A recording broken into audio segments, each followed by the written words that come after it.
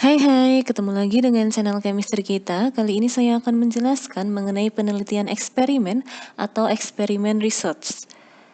Nah, apa saja yang akan kita pelajari dalam penelitian eksperimen? Yang pertama, ini mengenai pengertian metode eksperimen. Jadi, definisi tentang metode eksperimen itu apa? Kemudian yang kedua adalah karakteristik berupa ciri khas pada penelitian eksperimen. Yang ketiga mengenai desain metode eksperimen, ada jenis-jenis dari desain eksperimen. Dan yang terakhir adalah langkah metode eksperimen.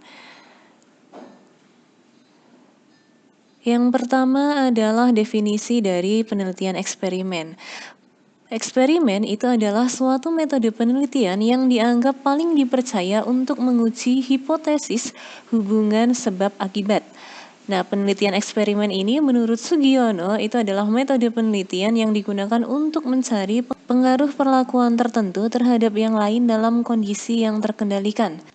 Sedangkan Arikunto mendefinisikan eksperimen sebagai suatu cara untuk mencari hubungan sebab akibat atau hubungan kausal antara dua faktor yang sengaja ditimbulkan oleh peneliti dengan mengeliminasi atau mengurangi atau menyisihkan faktor-faktor lain yang mengganggu. Nah, secara umum eksperimen itu dapat kita simpulkan sebagai sebuah metode penelitian yang digunakan untuk mengetahui pengaruh sebab akibat. Berikutnya mengenai karakteristik penelitian eksperimen. Karakteristik penelitian eksperimen secara umum, yang pertama suatu variabel bebas itu dimanipulasi, kemudian semua variabel lainnya kecuali variabel bebas itu dipertahankan tetap. Yang ketiga adanya pengaruh manipulasi variabel bebas terhadap variabel terikat yang diamati. Ada beberapa kunci dalam penelitian eksperimen. Yang pertama adalah random assignment atau penempatan secara acak. Kemudian yang kedua adanya kontrol terhadap variabel asing atau variabel tambahan. Yang ketiga adalah manipulasi terhadap kondisi perlakuan. Kemudian yang keempat adanya outcome atau ukuran hasil. Yang kelima ada kita mengkomparasi atau membandingkan kelompok. Sedangkan yang keenam ada ancaman terhadap validasi. Kunci yang pertama adalah random assignment atau penempatan secara acak. Jadi proses menempatkan individu secara random acak ke kelompok atau ke kelompok yang berbeda dalam satu eksperimen. Jadi istilah dalam eksperimen random assignment adalah penyetaraan kelompok. Jadi nanti kita akan menyetarakan kelompok yang artinya kita akan menempatkan individu-individu ke dalam kelompok-kelompok dan mendistribusikan dengan setara variabilitas individual apapun di antara kelompok atau kondisi dalam eksperimen. Berikutnya adalah adanya kontrol terhadap variabel asing atau variabel tambahan. Jadi menurut Frankel and Wallen, adanya kontrol variabel itu merupakan variabel independen atau variabel bebas yang belum terkontrol, yakni variabel yang tidak dapat dimanipulasikan oleh pengeksperimen, tetapi mempunyai pengaruh yang berarti pada variabel tergantung. Bagaimana cara mengontrol variabel? Nah, yang pertama kita bisa menggunakan pretest dan posttest.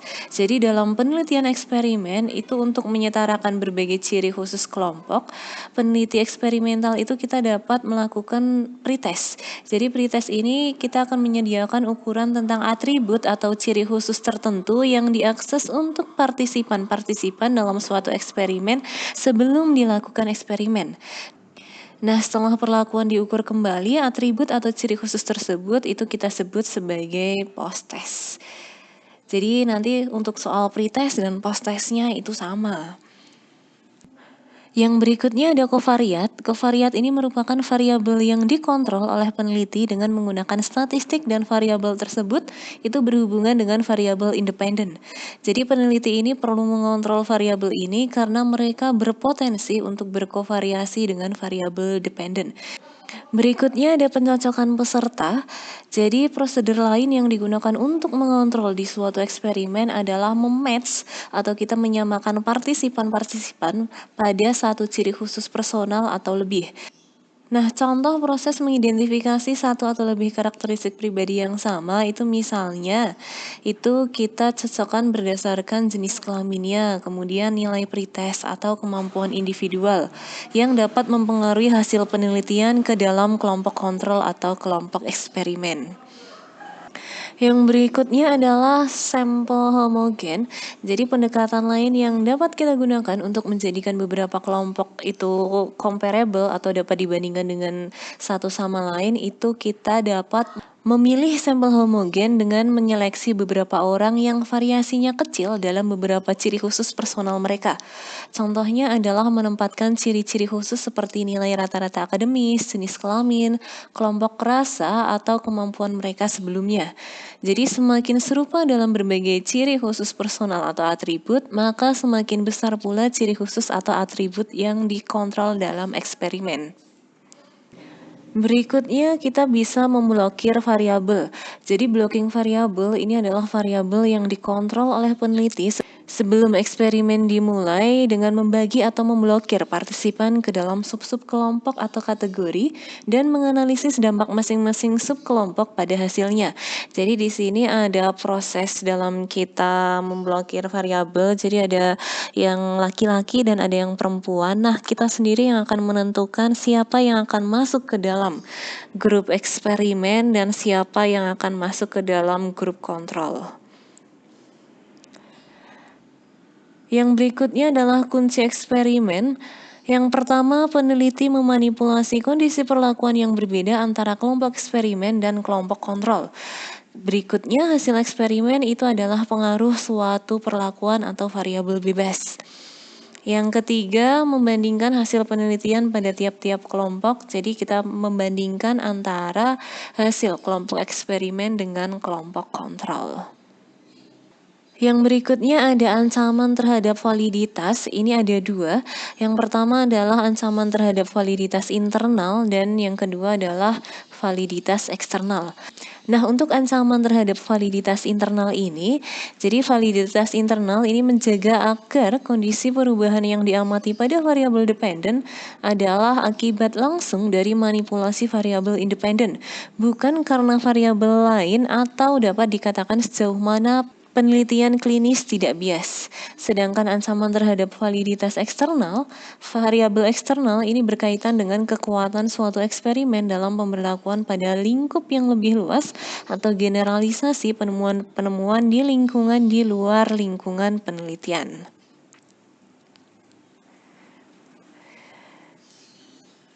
Nah, ancaman validitas internal itu dibagi menjadi 6. Yang pertama adalah maturation atau perubahan fisik atau mental yang terjadi pada subjek dalam suatu kurun waktu tertentu. Yang kedua adalah sejarah. Sejarah ini berkaitan dengan pengalaman subjek penelitian yang dapat mempengaruhi validitas atau mengurangi keyakinan. Yang ketiga adalah testing. Testing ini berupa pengalaman pada pretest yang dapat mempengaruhi hasil post-test. Yang keempat ada mortalitas atau perbedaan komposisi pada penelitian eksperimen. Yang kelima ada regresi statistik. Jadi regresi statistik ini merupakan hal yang mungkin terjadi pada penerapan pretest dan post-test. Terakhir ada instrumen yang merupakan suatu alat untuk mengumpulkan data pada penelitian eksperimen.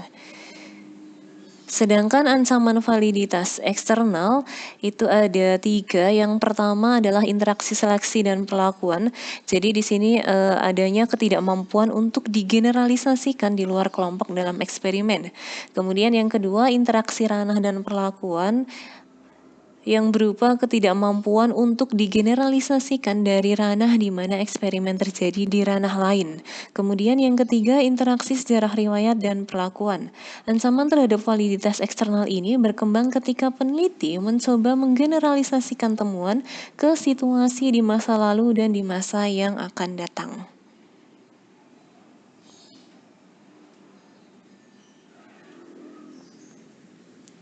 Untuk jenis-jenis eksperimen, ada beberapa jenis. Yang pertama ini adalah pre-eksperimen, yang kedua quasi-eksperimen, dan yang ketiga adalah true eksperimen. Kita akan bahas satu persatu. Yang pertama adalah pre-eksperimen. Nah, untuk eksperimen non-design ini, itu dia dibagi menjadi 3 lagi. Yang pertama adalah one shot case study, kemudian ada one group pretest post-test, dan ada intake group comparison. Nah, desain ini merupakan desain yang paling lemah karena tidak menggunakan variabel kontrol dan hanya satu variabel nanti. Tidak adanya kelompok kontrol menyebabkan peneliti akan kesulitan untuk memastikan sejauh mana efektivitas perlakuan yang diberikan. Jenis pre-eksperimen non-desain yang pertama adalah one-shot case study, di mana desain ini hanya menggunakan satu kelompok tanpa tes awal. Kelemahan utama desain ini adalah karena tidak menggunakan kelompok pengendalian tanpa tes awal, maka pelaksanaan eksperimen ini tidak dapat beranggapan bahwa hasil akhir yang dicapai disebabkan oleh perlakuan. Jadi di sini hasil yang kita dapatkan itu belum tentu merupakan pengaruh dari perlakuan yang kita berikan. Jadi nanti di sini hanya ada satu kelompok eksperimen, kita beri perlakuan, kemudian kita adakan tes. Hanya seperti itu. Kemudian yang kedua ada one group pretest post-test. Nah, jika pada one shot case study itu tidak ada pretest, maka pada one group pretest post-test ini itu terdapat pretest. Sebelumnya diberikan perlakuan, dengan demikian hasil perlakuan dapat diketahui lebih akurat karena dapat membandingkan dengan keadaan sebelum diberi perlakuan. Jadi kita akan lakukan pretest terlebih dahulu. Untuk kelompok eksperimennya kita berikan pretest atau tes awal, setelah itu kita berikan perlakuan. Nah, setelah adanya perlakuan kita akan lakukan tes akhir untuk mengukur adanya pengaruh dari perlakuan yang kita berikan. Berikutnya intake group comparison. Nah, pada desain ini terdapat satu kelompok yang digunakan untuk penelitian, tetapi satu kelompok itu dibagi menjadi dua. Setengah kelompok untuk eksperimen yang diberi perlakuan dan setengah kelompok kontrol itu yang tidak diberi perlakuan. Jadi, misal ada satu kelompok, ini kelompok acak yang sudah kita ambil. Nah, dari satu kelompok itu kita bagi menjadi dua, setengah menjadi kelompok eksperimen, setengah lagi menjadi kelompok kontrol. Nah, kelompok eksperimen kita beri perlakuan, sedangkan kontrolnya tidak kita beri perlakuan. Nanti kita akan berikan tes di akhir untuk membandingkan antara kelompok eksperimen dan kontrolnya. Jenis yang kedua yaitu true experiment. Dikatakan true experiment atau eksperimen yang sebenarnya karena dalam desain penelitian dapat mengontrol semua variabel luar yang mempengaruhi jalannya eksperimen. Dengan demikian, validitas internal atau kualitas pelaksanaan rancangan penelitian dapat menjadi lebih tinggi. Ciri utama true eksperimen ini adalah sampel yang digunakan untuk eksperimen maupun kontrol itu diambil secara random dari populasi tertentu. Jadi cirinya adanya kelompok kontrol dan sampel dipilih secara random. Tadi kan yang jenis pertama itu tidak ada kelompok kontrol, tapi kalau untuk true eksperimen itu dia memiliki kelompok kontrol. Untuk post-test only control design, nanti dalam desain ini ada dua kelompok yang masing-masing dipilih secara random. Kelompok pertama kita beri perlakuan X dan kelompok yang lain tidak kita beri perlakuan. Kelompok yang diberi perlakuan itu kita sebut sebagai kelompok eksperimen dan kelompok yang tidak diberi perlakuan kita sebut sebagai kelompok kontrol. Nanti untuk pengaruh adanya perlakuan atau treatment yang kita berikan kita simbolkan O1 dan O2. Nanti dalam penelitian yang sesungguhnya pengaruh treatment itu akan kita analisis dengan uji beda menggunakan statistik t-test. Misalnya kalau terdapat perbedaan yang signifikan antara kelompok eksperimen dan kelompok kontrol, maka perlakuan yang diberikan itu artinya berpengaruh secara signifikan. Nah, di sini kan nanti ada dua kelompok yang kita pilih secara random. Ada kelompok eksperimen dan kelompok kontrol. Yang eksperimen kita beri perlakuan, sedangkan yang kontrol tidak kita beri perlakuan. Nanti kita akan lihat pengaruh treatment yang kita berikan berupa O1 dan O2. Selanjutnya untuk pretest post-test control group design. Jadi dalam desain ini dua kelompok yang dipilih secara random itu kita beri pretest untuk mengetahui keadaan awal adakah perbedaan antara kelompok eksperimen dan kelompok kontrol. Hasil pretest yang baik ini bila nilai eksperimen tidak berbeda secara signifikan. Nah, pengaruh perlakuannya adalah O2, O1 dan O4, O3. Berikutnya ada factorial design. Nah, desain faktorial merupakan modifikasi dari desain true eksperimen, yaitu dengan memperhatikan kemungkinan adanya variabel moderator yang mempengaruhi perlakuan berupa variabel independen terhadap hasil atau variabel dependent. Pada desain ini, semua kelompok dipilih secara random, kemudian masing-masing diberi pretest. Nah, kelompok untuk penelitian dinyatakan baik bila setiap kelompok dinilai pretestnya sama. Jadi O1 sama dengan O3 sama dengan O5 sama dengan O7. Dalam hal ini nanti variabel moderatnya adalah Y1 dan Y2.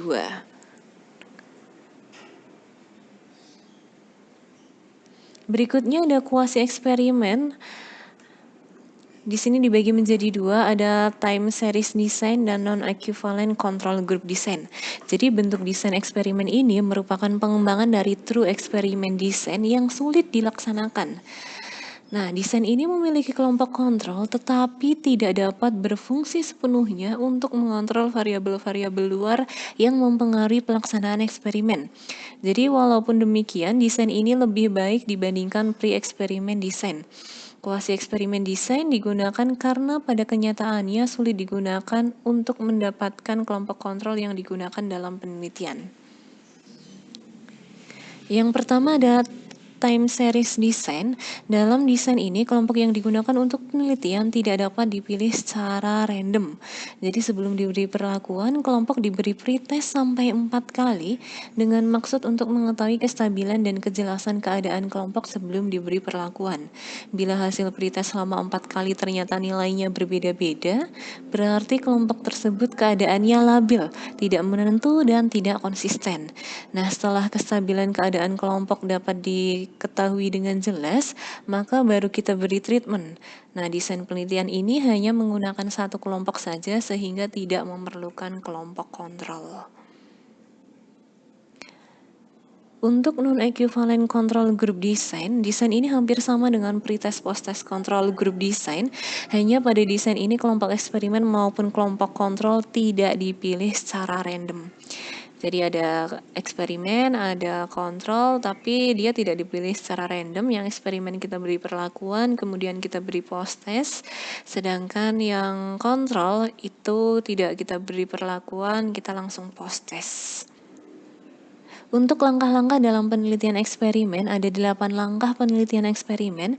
Yang pertama, penentuan eksperimen. Yang kedua, membentuk hipotesis.